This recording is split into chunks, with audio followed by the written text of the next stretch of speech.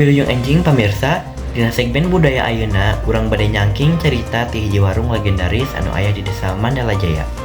Warung ieu kungsi jadi pusat kebutuhan warga sekitar, tapi ayeuna geus lami teu kabuka. Reporter urang, Jia parantos ngadatangan tempat eta jeung ngobrol langsung jeung nu gaduhna, Emak Eri. Ieu liputan salengkapna. Warung ieu teh milik Emak Eri.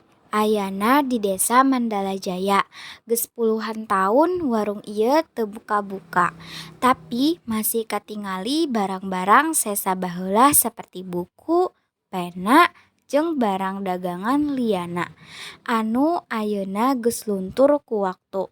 Baheulana warung ieu teh hiji-hijina tempat balanja warga sakitar. Unggal poe rame ku nu datang. Ti nu leutik nepi ka nu sepuh, tapi ayeuna sagalana tinggal carita.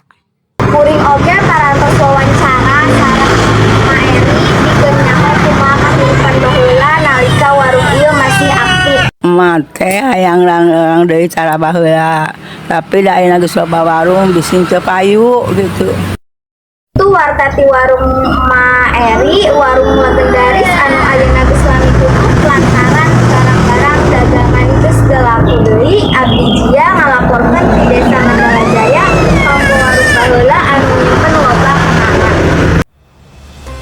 Eta tadi liputan ti warung Emak Eri di Desa Mandala Jaya, salah sahiji saksi bisu zaman baheula anu nyimpen loba kenangan pikeun warga.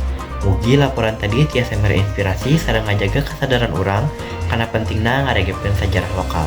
Teras simak berita salajengna tetap di program urang.